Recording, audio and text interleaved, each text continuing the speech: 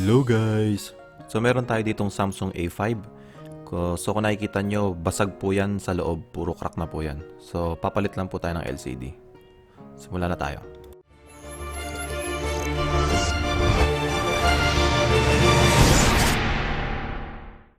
Guys, kagaya sa mga ibang model, Samsung A5, wala rin po itong mga tornilyuhan.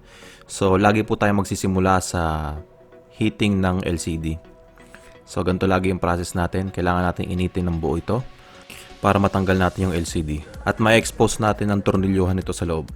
So kaya huwag kayong magtataka guys kung bakit mahal magpalit ng battery lang mismo ng mga ganitong model, dahil may risk po kasi talaga na mabasag yung LCD sa process ng pagtatanggal mo lang ng LCD para palitan ng battery. Dahil napakanipis po nito, so posible talaga mawarak ang LCD. Mahal pa naman po ang LCD ng mga Samsung.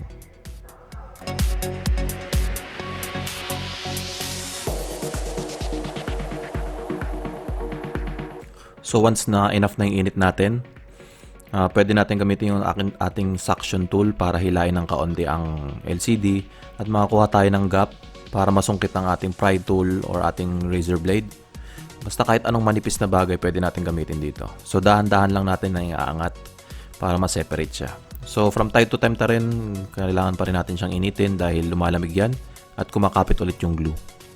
So kung saan yung part na tinatanggal natin, doon natin itutok yung init para dun sa part na yung lumambot. So ganyan lang naman siya guys. So kailangan lang ng konting tiyaga sa pagtatanggal. So guys, itong process na pinapakita ko sa inyo is kung iniingatan natin yung LCD, kung battery lang ang pinapalitan natin. So kailangan dahan-dahan pa rin talaga. Tsaka precaution na rin siya para hindi ma-damage yung mga ibang internal parts natin. So kung basag naman ito, wala namang problema kahit ma-force nyo yan kasi hindi naman na natin ibabalik yung dating LCD. So kagaya ng sinabi ko nga kanina, once na battery lang papalitan nyo, sobrang dahan-dahan lang dapat talaga. So fast forward tayo ng kaunti.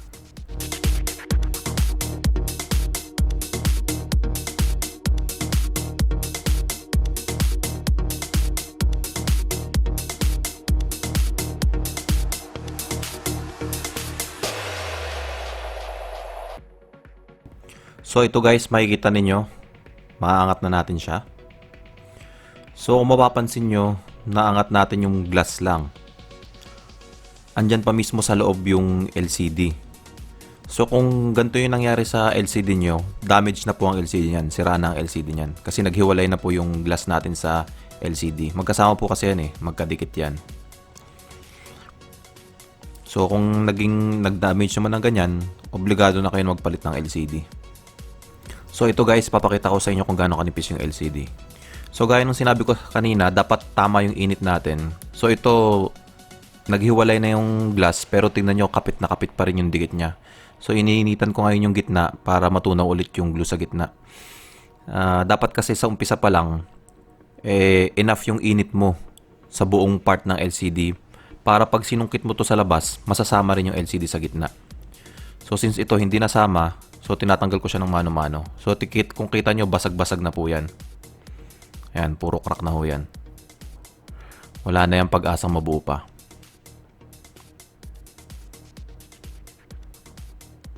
So kung ganyan basag na, papalitan na natin. Tingnan nyo po, para lang po siyang papel. Sobrang nipis talaga. So ganito dapat ang magiging kinalabasan niya pag tinanggal natin yung buong LCD. May expose natin yung mga tornilyuhan. So kung inangat nyo yung glass at LCD ang nakita nyo, then sablay ho kayo. Ngayon kung inangat ninyo at nakita nyo mga tornilyo, ganitong itsura, successful ang pagtatanggalin nyo.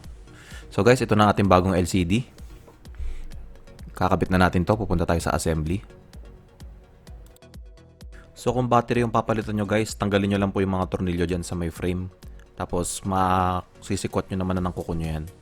Then mapapalitan nyo na yung battery dyan. So dito, kukunin na natin yung ating bagong LCD para ma-fit na natin siya sa ating frame.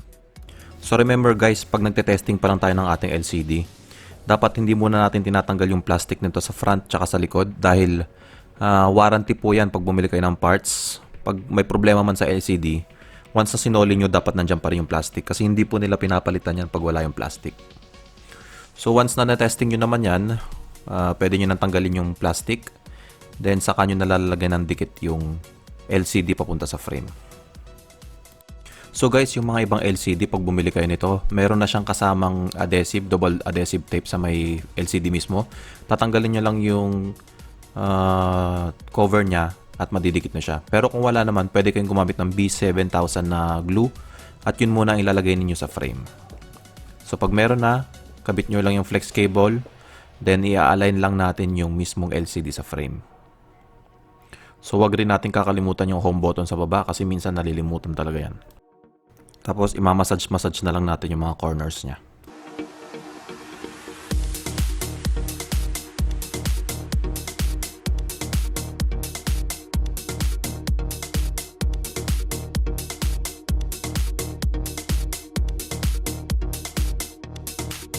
Then kabit na natin ang ating charger para matesting. Ayan, nagkaroon na po siya ng display. So, ganun lang kasimple magpalit ng LCD nitong Samsung A5. So, sa una medyo mahirap, pero practice lang kaya rin naman natin. Kailangan lang talaga natin ng tiyaga at pagtitiis kasi medyo matagal yung process, so dapat hindi tayo naiinip. So, yun lang guys. Kung bago ka sa aking channel, please subscribe kung nakatulong ito sa inyo. Mag-like at mag-comment at hit the notification bell para updated ka sa mga susunod nating videos. Maraming salamat guys. See you guys next time.